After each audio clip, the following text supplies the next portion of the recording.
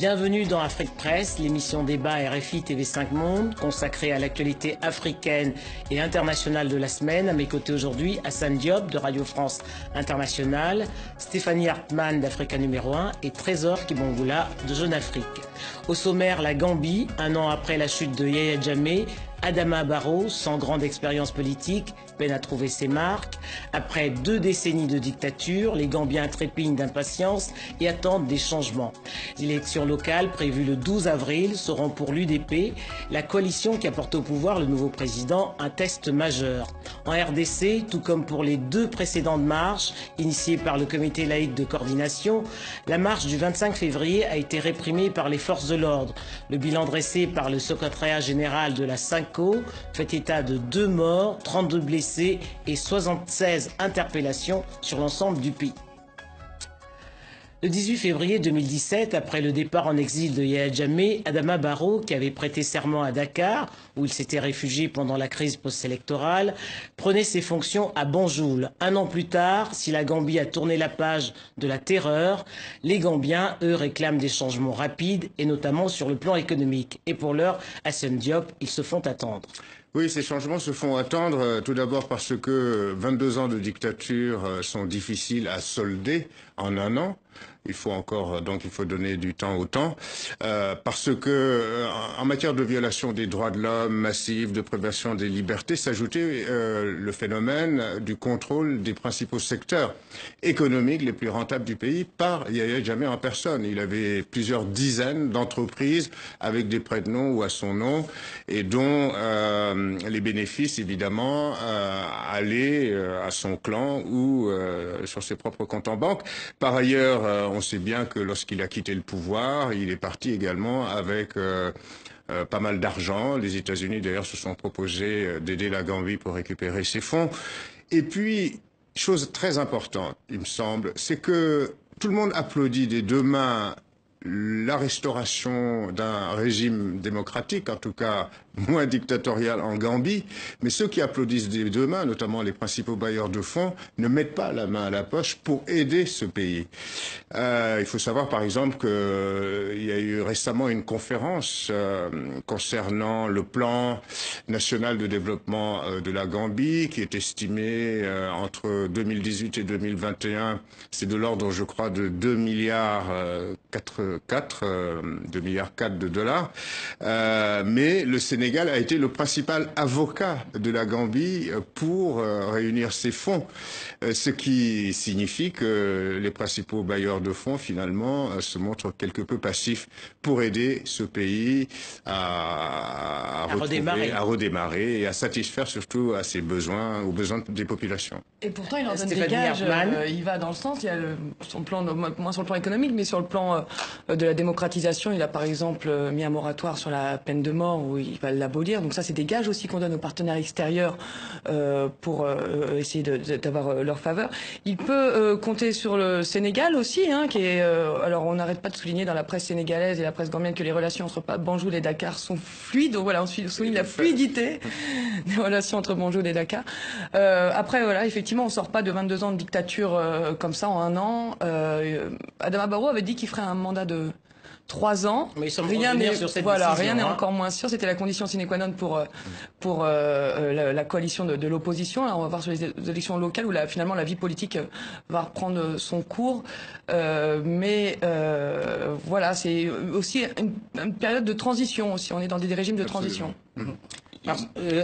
Trésor Kibongula, sur le plan diplomatique, Adama Barrow a mis fin à l'isolement de son pays. Il s'est rendu à Paris, il s'est rendu à Bruxelles, à Dakar évidemment, mais également en Chine. Mais ses partenaires, comme le disaient Hassan et Stéphanie, tardent à accompagner le redémarrage de la Gambie. Oui, effectivement, sur le plan symbolique, il a reçu son coup, mais en interne, si les Gambiens sont aujourd'hui impatients parce que les changements concrets sur leur quotidien ne sont pas encore arrivés. Les prix du poisson, de la viande est encore élevé et les Gambiens attendent aussi du président qu'il communique un peu plus, qu'il leur dise où est-ce qu'il compte amener le pays.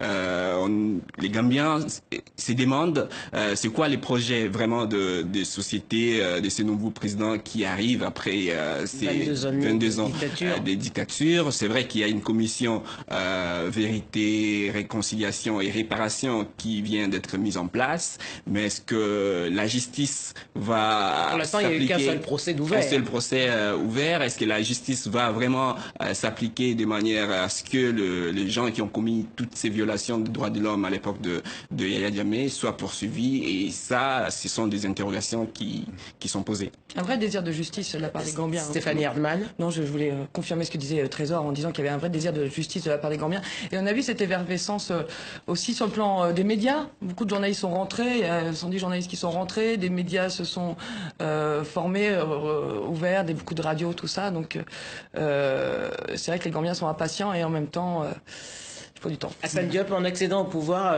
Adama Barrow s'est engagé à ne faire que 3 ans. À rester au pouvoir 3 ans, il semble vouloir revenir sur cette décision. Comment interpréter cela? D'abord, il a souligné que cette promesse, c'était avant qu'il ne soit élu et que c'était de manière informelle, que c'était pas véritablement une déclaration solennelle ni un engagement solennel de sa part. Et s'il veut faire un deuxième mandat, moi je peux le comprendre dans la mesure où... Aller jusqu'au bout de son mandat qui est de 5 ans, parce qu'il avait prévu ne faire qu'un mandat de 3 ans. Voilà, de 3 ans. Et puis il veut d'ailleurs, à mon avis, il a l'intention de se représenter au terme de son mandat de 5 ans, parce qu'il ne fera pas que 3 ans. Moi je le comprends très bien, parce que, encore une fois, il a un chantier énorme.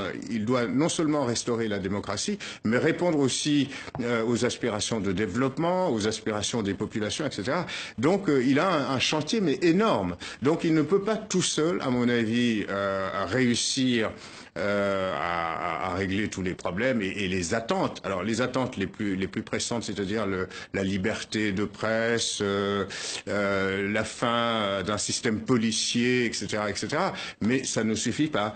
Encore une fois, je pense que ce pays, maintenant, il appartient à la communauté internationale, y compris d'ailleurs la CEDEAO, c'est-à-dire l'organisation sous-régionale, d'assurer maintenant le service après-vente, comme disait le fameux... On voit bien que la CEDEAO est toujours présente et puis la sécurité d'Adama Barrow est toujours assurée par des soldats sénégalais. Oui, parce que, encore une fois, il y a des incertitudes, parce que la plupart des militaires qui sont encore là-bas sont issus de l'ex-pouvoir et que la tentation de faire un coup, voilà... Il y a toujours des risques de déstabilisation. Il y a toujours oui, il n'est pas à exclure. Je pense que honnêtement, la présence militaire de la CEDEAO n'est pas une manière de remettre en question la souveraineté de ce pays, mais plutôt d'accompagner justement sur le plan sécuritaire, ce qui est très important, le processus de démocratisation. Alors Trésor Kibangula, le reproche qui est fait à Adama Barrow, c'est d'être un vassal de Dakar.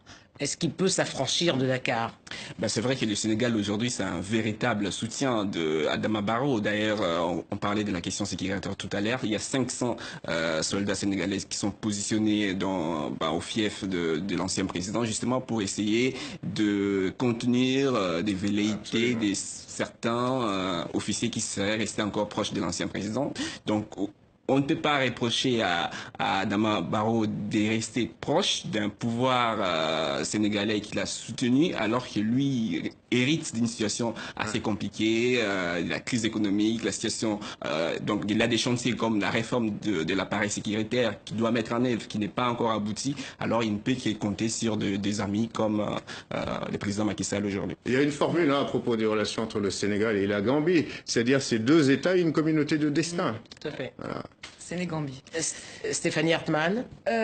Effectivement, Trésor parlait des soldats sénégalais déployés à Kanilaï, je crois, en chef de l'ancien président Yahya Jammeh. Et la campagne a été suspendue d'ailleurs pour les élections locales. Il y avait dans cette région-là de la Gambie, parce qu'il y avait des tensions, il y a eu des affrontements entre les partisans contre les partisans de l'ancien président.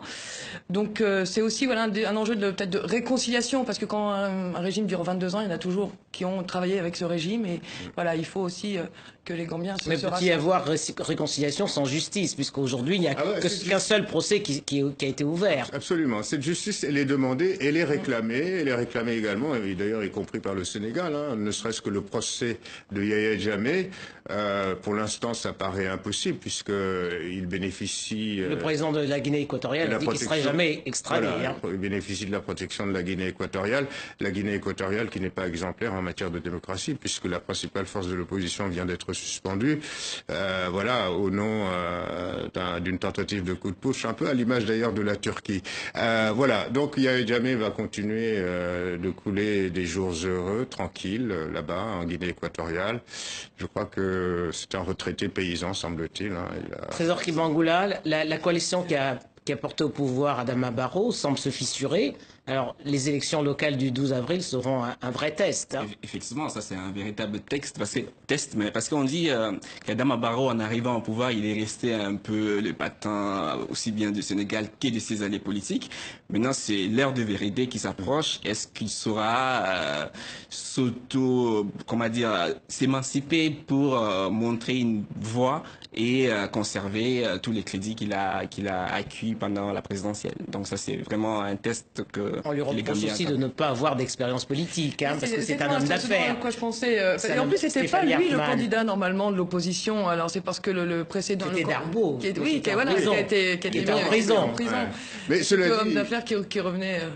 Hassan Diop. Cela dit, l'expérience politique n'est pas forcément un critère pour gouverner un pays correctement. On a vu sous d'autres cieux, y compris en Occident, un monsieur de l'immobilier devenir président de la première puissance mondiale. On a vu ici en France monsieur Macron, financier de métier, devenir chef de l'État, tout jeune, moins de 40 ans. Donc je pense pas que ce soit le principal grief. C'est vrai que Adama Barrow a une personnalité un peu introvertie. Ce n'est pas un harangueur de foule, mais je crois en lui. Je crois qu'il est d'une grande sincérité. Et peut-être c'est ce qui va lui permettre petit à petit de s'imposer à la tête de ce pays. Et on suivra dans les prochaines éditions justement ce que deviendra la coalition qui a porté au pouvoir Adama Barrow. En RDC, 2-3 pour le comité laïque de coordination. Après les marches du 31 décembre et du 21 janvier, il persiste et signe. Une nouvelle marche a eu lieu le 25 février pour réclamer l'application de l'accord de la Saint-Sylvestre. Sur les 149 marches prévues sur l'ensemble du territoire, seules 16 ont pu se tenir sans entrave. Les évêques déplorent la répression violente par les forces de l'ordre, des manifestations pacifiques qui ont fait 2 morts, dont Rossi Mukendi Chimanga, activiste, membre du collectif 2016, le récit de Mevalo et de Francine Mokoko. Les hurlements et le désespoir d'un frère.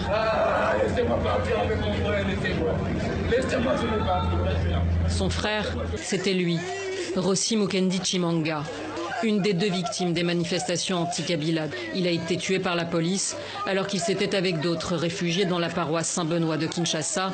Il avait 36 ans, il était père de 2 enfants.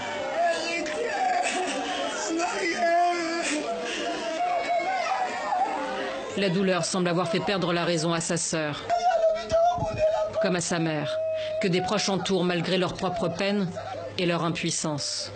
Quant à son père, la colère l'empêche presque de parler.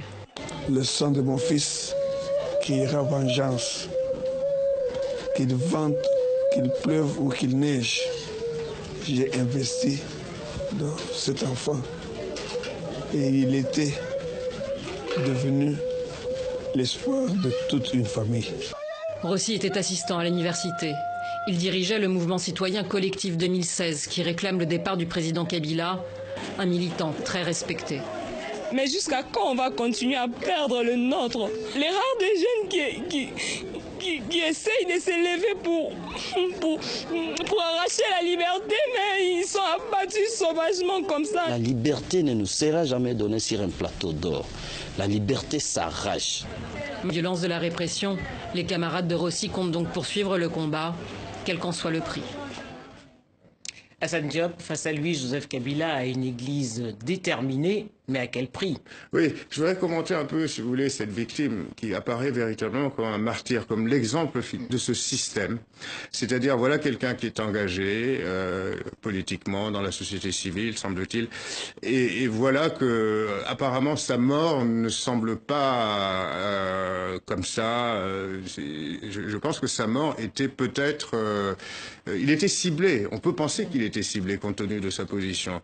Et on voit bien sa famille l'économie réagir, combien de temps ça va durer. Et cette question, beaucoup de Congolais se le posent, beaucoup d'Africains se le posent. Comment un système qui n'a plus aucune légitimité, Kabila n'a plus aucune légitimité, mais il continue de contrôler l'appareil sécuritaire. Un appareil sécuritaire qui tire à vue, il n'y a pas d'enquête. L'ONU promet d'encadrer les manifestations. 31 décembre, 21 janvier, 25 février, c'est toujours la même chose. On tire sur des gens innocents qui veulent exprimer leur ras-le-bol d'un pouvoir qui n'a, encore une fois plus, n'a plus aucune légitimité. Et ce qui me choque le plus, c'est ce que je disais à Trésor avant l'émission, ce qui me choque le plus, c'est que les responsables des deux principales instances de la transition, que ce soit le gouvernement Tshibala ou Olenga Koy qui dirige le Conseil de la transition, personne ne réagit, alors qu'ils sont, semble-t-il, issus de l'opposition. En fait, ce ne sont que, à mon avis, et de l'avis de beaucoup de gens, ce sont des alibis de Kabila. Ce sont des faire-valoir des alliés. Donc, je pense que la seule solution, effectivement, comme l'a dit l'un des intervenants de cette famille éplorée, c'est qu'effectivement, la liberté et la démocratie, c'est l'affaire des Congolais, mais il me semble que il faut absolument qu'il y ait un accompagnement, à commencer par un accompagnement d'Africains et surtout des pays de la sous-région, de la SADC. Mais alors, justement, Trésor Kibangula, cette semaine, dans les prochains jours, sont attendus à Kinshasa le secrétaire général des Nations Unies et le président de la Commission de l'Union africaine. Cette semaine, le président angolais s'était rendu à Kinshasa. Ont-ils un moyen de pression sur Kabila ? On a assisté en effet à un ballet diplomatique ces 13 ou 14 derniers jours à Kinshasa. Il y a 4 chefs d'État africains qui sont passés voir le président Kabila, au-delà de communiqués officiels qui signalaient le maintien des bonnes relations entre ces capitales africaines et Kinshasa. Il y a eu quand même des messages forts en coulisses pour demander au président Kabila de respecter les accords. Même la SADC, la communauté du développement de l'Afrique australe, qui a toujours fait bloc derrière Kabila, après la chute des Zuma, des Dos Santos, il y a des fissures, il y a des voix discordantes. On a entendu le Botswana demander à Kabila, en tout cas à la majorité présidentielle, d'amener le président Joseph Kabila a quitté le pouvoir dans le calme parce que c'est lui qui est la cause de ce qui se passe, parce qu'il a retardé de manière comment dire, stratégique les élections. Donc, si, comme disait Hassan tout à l'heure, si la pression internationale se maintient et la pression interne avec l'Église qui n'abdique pas, qui n'abandonne pas malgré la répression sanglante, peut-être que le pouvoir peut revenir à la raison et conduire le pays vers des élections inclusives et acceptables. Est-ce que souhaite l'opposition congolaise aujourd'hui, Stéphanie Hardman, c'est une transition? Oui, mais elle n'existe pas. Mais oui, pourra-t-elle l'obtenir? Pour l'instant, oui, mais l'opposition, pour l'instant, est un peu hors jeu aussi. Elle est complètement dans ce schéma de la crise au Congo. C'est le CLC, le comité de coordination, le laïc de coordination, qui a beaucoup pris la main, avec beaucoup plus de crédibilité. D'ailleurs, c'est peut-être pour ça que les gens aussi se mobilisent et suivent ce combat-là. Donc, ça va être effectivement ces deux pressions internes et régionales qui vont obliger, finalement, contraindre. C'est même pas revenir à la raison, ils vont contraindre le pouvoir à organiser les élections et que Joseph Kabila à ne pas se présenter, et donc il faut que les Congolais maintiennent la pression. Il faut aussi, on parlait d'alibi tout à l'heure concernant certaines figures de l'opposition, il faut aussi que la MONUSCO, dont le mandat va être revu à la fin du mois, c'est bien ça, 31 mars, revoit aussi son mandat, définisse beaucoup mieux son mandat, si elle ne veut pas passer elle non plus pour l'alibi de Joseph Kabila. Alors il y a le groupe d'études sur le Congo qui a fait quelques pistes, notamment davantage de protection pour les civils, et aussi conditionner la participation au processus électoral à la liberté de manifester, par exemple, parce que ces manifestations sont réprimées, mais elles ne sont pas autorisées. Elles sont prévues par la Constitution, pourtant. Moi, je redoute des élections finalement tronquées. Parce que... Est-ce que ce ne sera pas le rôle justement de la MONUSCO de garantir des élections transparentes? Écoutez, la MONUSCO nous avait promis qu'elle allait encadrer les manifestations, on allait voir ce qu'on allait voir, qu'il n'y aurait pas de victimes, etc. elle a déployé des forces au moment des manifestations et ça n'a pas empêché la police de tirer. Et je pense que concernant le processus électoral, on a bien vu que Kabila et son clan veulent contrôler l'ensemble du processus, y compris le financement, la prise en charge de ces élections. Donc pour moi, c'est la preuve que de toute façon, ces élections ne vont pas se dérouler normalement et risquent d'être tronquées, truquées. D'autant plus que, comment voulez-vous, nous sommes au mois de mars. Et les élections sont supposées se tenir en décembre. 23 décembre. Les manifestations sont interdites. Les rassemblements publics de meetings politiques sont interdits. Comment voulez-vous que les opposants puissent exprimer, définir leur programme, rassembler leurs troupes? Il y a un autre opposant qui est en exil, Moïse Katumbi. Comment Moïse Katumbi peut-il faire campagne pour des élections en décembre? Comment la plupart des prisonniers politiques peuvent-ils participer au processus électoral? Donc, une fois de plus, je pense que l'ONU se raconte des histoires. Parce que l'ONU ne pourra pas exercer de réelle pression sur M. Kabila. Je pense que les seules pressions qui vaillent, c'est bien entendu cette église dynamique, volontariste. Avec Monseigneur Fridolin Amongo. Voilà, et puis surtout les pays de la sous-région, la SADC. Ce qui est encore effrayant dans ce qui se passe en RDC, c'est d'entendre certains officiels. Moi, j'étais effaré d'entendre le chef de la police à Kinshasa, le général Silvano Kasongo, en train d'haranguer ses troupes et de dire « vous pouvez tirer à balles blanches » parce que c'est toujours mieux de blesser, que de tuer. Comment est-ce qu'aujourd'hui, à 10 mois, à 9 mois de la présidentielle, on peut dire « ok, s'il y a des manifestants, parce que c'est interdit, on peut tirer sur des gens. » Et en même temps, à l'est du pays, il y a de militants de la société civile qui ont relevé des cas de motos estampillées, dont de la Monisco, qui ont servi à la répression. Des jeeps de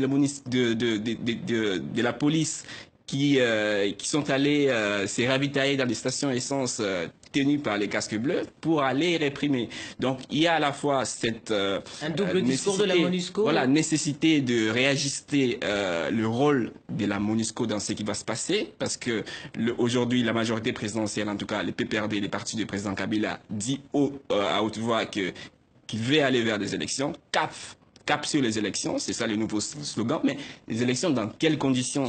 Les élections sans les opposants qui pourraient faire face aux candidats de la majorité, les élections sans un climat politique apaisé, sans l'ouverture politique. Voilà l'inquiétude aujourd'hui des Congolais. Voilà ce que les chrétiens même demandent à travers les comités laïques des coordinations. Ils demandent en tout cas la réouverture de l'espace politique, la décrispation politique telle qu'est prévue dans l'accord de Saint-Sylvestre. Quelle réouverture de l'espace politique alors que toute la classe politique est illégitime, Stéphanie Hartmann, les députés comme les sénateurs? Oui, effectivement, c'est le problème des scrutins qui se font attendre aussi, voilà, qui ont perdu de toute crédibilité. Non, moi je pensais aussi, parce que Trésor parlait du comité laïque de coordination, la prochaine étape aussi du comité laïque de coordination sera de sensibiliser aussi les forces de sécurité justement à ce combat. Et c'est là où ça sera, parce que vous disiez Kabila détient l'appareil sécuritaire, c'est là où ça fera aussi basculer le rapport de force. Après, il y a eu des gestes, je crois, qui ont été faits sur Kabila. L'armée est toujours pro-Kabila. Oui. Majoritairement pour l'instant. Oui, pour l'instant, en tout cas, tous les commandants qui gèrent à la fois les forces, la garde républicaine ou les forces terrestres, navales, sont vraiment de loyaux fidèles du président Kabila. Et les sanctions européennes contre bon nombre d'entre eux n'a pas du tout changé leur comportement, n'a aucune influence. Donc les sanctions ne sont pas opérantes. Et en plus de ça, si vous voulez, la communauté internationale au niveau de ces les pressions de la communauté internationale sont limitées par les divisions même au sein de cette communauté internationale. Tout le monde n'est pas sur la même longueur d'onde sur la manière d'aborder les choses avec Kabila au niveau de l'ONU, de l'Union africaine, et de l'Union africaine et même de l'Union européenne. Donc Kabila surfe sur cette réalité pour continuer à régner à partir juste d'un système répressif. Je veux dire, en RDC, RDC, aujourd'hui, le pouvoir ne tient que par les moyens qu'il s'est donnés pour réprimer son peuple. Je ne vois pas d'autres types de comment dire, ce qui permet à ce pouvoir de survivre, c'est sa police, c'est la brutalité, c'est la répression. Et il faut en terminer. Alors, jusqu'où pourra aller le comité laïque de coordination, malgré ses morts, Trésor Kibangula? Le comité laïque de coordination dit qu'il ne peut plus reculer. Il y a eu trop de morts, ne serait-ce qu'au nom de la mémoire de ces personnes victimes de la brutalité, de la répression. Ils ne peuvent pas reculer. Ils doivent continuer et ils ont annoncé encore des marches. Donc il y aura, c'est pas encore programmé, mais il est prévu dans les jours ou les mois qui suivent d'autres marches de chrétiens pour continuer à demander, à exiger le respect de l'accord de la Saint-Sylvestre. Ce sera le mot de la fin. C'était la fin d'Afrique Presse. Merci à Hassan Diop de Radio France Internationale, Stéphanie Atman d'Africa numéro 1 et Trésor Kibangula de Jeune Afrique. Vous pouvez revoir et réécouter l'émission sur les sites de RFI et de TV5 Monde, ainsi que sur l'appli de TV5 Monde Afrique.